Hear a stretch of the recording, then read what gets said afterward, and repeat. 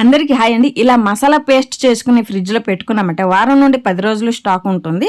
అలాగే ఈ క్వాంటిటీ 3 నుండి 4 వెరైటీల గ్రేవీకి పనికొస్తుంది. సడన్గా గెస్ట్లు వచ్చినా కూడా ఫ్రిడ్జ్లో ఉంటే మనకి ఏ టెన్షన్ లేకుండా పేస్ట్ తీసుకుని గ్రేవీ ఈజీగా చేసుకోవచ్చు. ఈ పేస్ట్ తీసుకుని నేను గుత్తి దొండకాయ గ్రేవీ చేశాను, అలాగే క్యాప్సికమ్ గ్రేవీ చేశాను. టేస్ట్ మాత్రం సూపర్ అనమాట. కర్ణాటక స్టైల్ ఇలాంటి దొండకాయలే దొరుకుతుంది అనమాట. దొండకాయలది అటు ఇటు కొంచెం కొంచెం కట్ చేసుకుని మనం వంకాయలు ఎలాగ గుత్తి వంకాయలు అంటే వంకాయలకి ఎలా కట్ చేస్తామో అలాగనమాట. ఇలాగ 4 భాగాలుగా ఒక దొండకాయని కట్ చేసుకోవాలి. కొంచెం జాయింట్ ఉండాలండి, జాయింట్ ఈడకూడదు, అప్పుడు గుత్తి దొండకాయలు కాదు, విడి అయిపోతుంది. కాబట్టి కొంచెం జాయింట్ ఉండాలి. అందులో దొండకాయలు కట్ చేసేటప్పుడు కొన్ని పండు వచ్చి ఉంటాయండి, పండు లేకుండా ఇలాగ కాయలు మాత్రం తీసుకోవాలి. దొండకాయలు కట్ చేసాం, గ్రేవీకి మసాలా రెడీ చేసేద్దాం. స్టవ్ ఆన్ చేసి ప్యాన్ పెట్టి 2 టేబుల్ స్పూన్ ఆయిల్ వేసుకుని అందులో పల్లీలు ఒక 3 టేబుల్ స్పూన్ వేసుకోవాలి. నేను ఈరోజు ఈ మసాలా 3 గ్రేవీలకి పనికి వస్తుందండి, 3 రెసిపీకి పనికి వస్తుంది. సో కొంచెం ఎక్కువ క్వాంటిటీ తీసుకున్నాను, మీరు చూసుకొని తీసుకోండి. పల్లీలు ఒక 2 టేబుల్ స్పూన్ ఫ్రై చేసిన తర్వాత అందులో మీడియం సైజ్ ఉల్లిపాయలు 2 కట్ చేసుకుని వేసుకోవాలి. తర్వాత గుంటూరు మిరపకాయలు ఒక 4 నుండి 5, 2 తెల్లుల్లి, 2 ఇంచుల అల్లం. ఈ మసాలా వచ్చి 3 గ్రేవీలకు పనికి వస్తుంది అనమాట.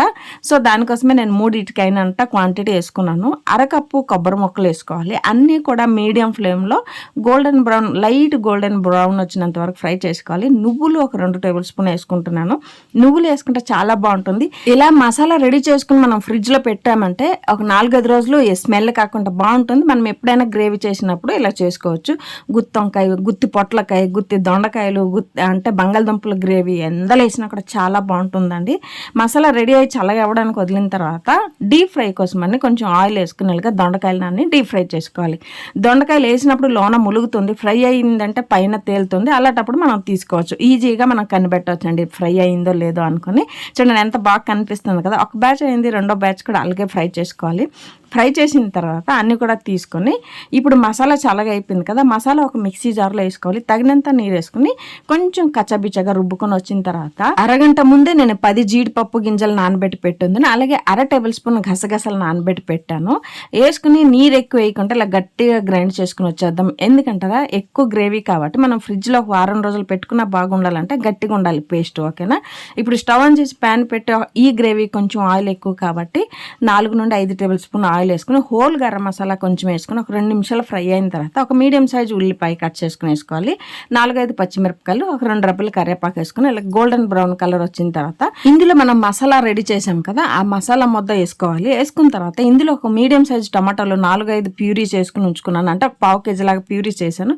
ఆ ప్యూరీ వేసుకుని 2 కూడా బాగా మిక్స్ చేసుకుని ఇందులో 1/2 టేబుల్ స్పూన్ పసుపు, ధనియా పౌడర్ 1/2 టేబుల్ స్పూన్, ఉప్పు 1.5 టేబుల్ స్పూన్, కారం మీ టేస్ట్ బట్టి మీరు వేసుకోండి. నేను 2 టేబుల్ స్పూన్ వేస్తున్నాను. అలాగే గరం మసాలా 1/2 టేబుల్ స్పూన్. ఇది వచ్చి చిన్న స్పూన్ కాబట్టి మీకు క్వాంటిటీ ఎక్కువలాగా ఉంటుంది. అన్నీ వేసుకుని బాగా మసాలాలన్నీ బాగా కలిపిన తర్వాత లో ఫ్లేమ్కి టర్న్ చేసుకుని మూత పెట్టి ఒక 5 నిమిషాలు ఇలాగా ఉడకడానికి వదలాలి. ఉడికిన తర్వాత ఆయిల్ కొంచెం బయటకు వచ్చిందంటే మనం చేసే మసాలా పచ్చి స్మెల్ లేకుండా బాగా ఉడికింది అని.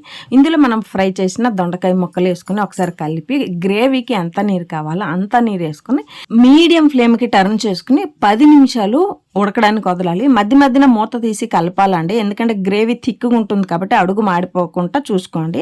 ఇలా చూడండి ఆయిల్ అంతా బయటకు వచ్చిందంటే మన దొండకాయలు గ్రేవీ రెడీ అయిపోయిందండి. నేను ఈరోజు చేసే మసాలా 3 రెసిపీలకి సరిపోతుంది. నేను 2 రెసిపీ చేశాను, మరి కొంచెం ముద్ద ఫ్రిడ్జ్లో పెట్టాను. ఇంకెప్పుడు కావాలంటే వాడుకుంటాను. వంకాయలు తెస్తే వంకాయలు, లేదంటే పొట్లకాయ తెస్తే పొట్లకాయ, ఆలు గ్రేవీ కానీ మనం యూజ్ చేసుకోవచ్చు అండి. ఇప్పుడు మన దొండకాయలు గ్రేవీ రెడీ అయిపోయింది. కసూరి మేతి 1 టేబుల్ స్పూన్, తర్వాత సన్నం కట్ చేసిన కొత్తిమీర వేసేస్తే గుత్తి దొండకాయ గ్రేవీ రెడీ అయిపోయింది. చపాతీ, పుల్కా, దోశ, అన్నం దేంతో తిన్నా బాగుంటుంది. ఇప్పుడు గుత్తి దొండకాయ గ్రేవీ చూశారు కదా, ఇప్పుడు క్యాప్సికమ్ గ్రేవీ ఎలా చేసేదని చూసేద్దామా. ఈ గ్రేవీ కోసమని నేను 4 క్యాప్సికమ్లు తీసుకున్నాను.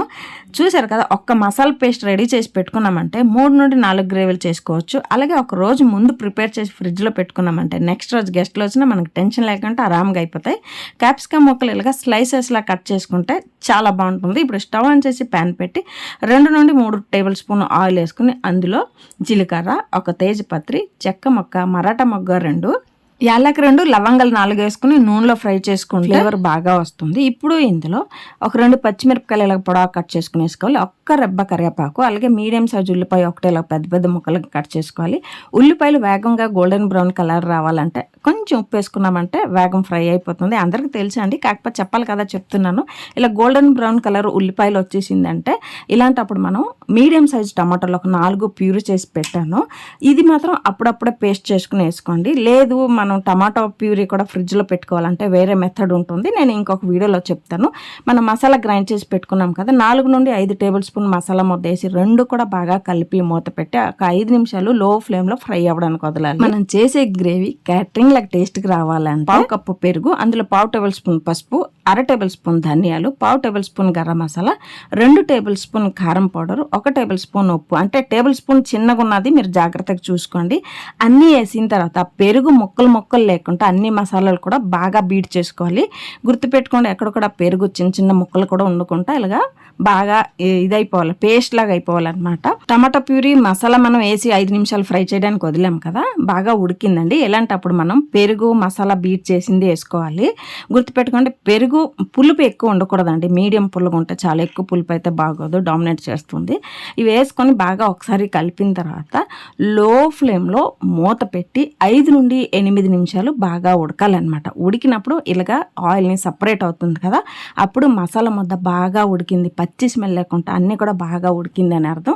ఇలా ఉడికిన తర్వాత ఇప్పుడు మనం ఏం చేయాలంటే స్టవ్ ఆన్ చేసి ప్యాన్ పెట్టి మనం కట్ చేసి కడిగిసి పెట్టాం కదా క్యాప్సికమ్ ముక్కలు వేసుకుని 2 టేబుల్ స్పూన్ ఆయిల్ వేసుకుని మీడియం ఫ్లేమ్లో దోరగా ఫ్రై చేసుకోవాలి. అంటే ఒక 50% బాగా ఉడకాలి, అక్కడే ఫ్రై అయిపోవాలన్నమాట. ఏది కూడా గోల్డెన్ బ్రౌన్ కలర్ రాకూడదు, దోరగా ఫ్రై అయితే బాగుంటుంది. అక్కడక్కడ చిన్న ముక్కలు గోల్డెన్ బ్రౌన్ కలర్ వచ్చింది, కాకపోతే పచ్చిదనం ఉంటేనే చూడడానికి బాగుంటుంది, టేస్ట్ కూడా సూపర్ అనమాట. మనకి 50% ఆయిల్లోనే ఫ్రై అయింది కాబట్టి ఇక్కడ మళ్ళీ మనం నీరు వేసి ఉడకబెట్టే ఆవశ్యకత లేదండి. నీరు లేకుండానే ఇలాగే ఫ్రై అయిపోతుంది. ఇందులో ఇప్పుడు మనం కసూరి మేతి ఉంటుంది కదా, 1/2 టేబుల్ స్పూన్ ఇలా రబ్ చేసి వేసుకోవాలి. అలాగే సన్నంగా కట్ చేసిన కొత్తిమీర కూడా వేసుకుని అన్నీ ఒకసారి బాగా కలిసేలా కలుపుకోవాలి. మూత పెట్టి 5 నుండి 8 నిమిషాలు లో ఫ్లేమ్లో ఉడకబెడితే క్యాప్సికమ్ గ్రేవీ రెడీ అయిపోతుంది. ఇలా మసాలా పేస్ట్ చేసుకుని మీరు పెట్టుకున్నారంటే ఫ్రిడ్జ్లో వారం నుండి 10 రోజులు ఆరామ్సే ఉంచుకోవచ్చు. ఇంట్లో సడానికి చుట్టాలు వచ్చినా కూడా ఇంటికి మనకే టెన్షన్ లేకుండా వండుకోవచ్చు. అలాగే చిన్న ఫంక్షన్ అయితే ఈ పేస్ట్ 4 గ్రేవీలకు పనికొస్తుందండి. మీకు మసాలా పేస్ట్ గ్రేవీ వీడియో నచ్చినట్టయితే like, share and subscribe to Sushanti vlogs.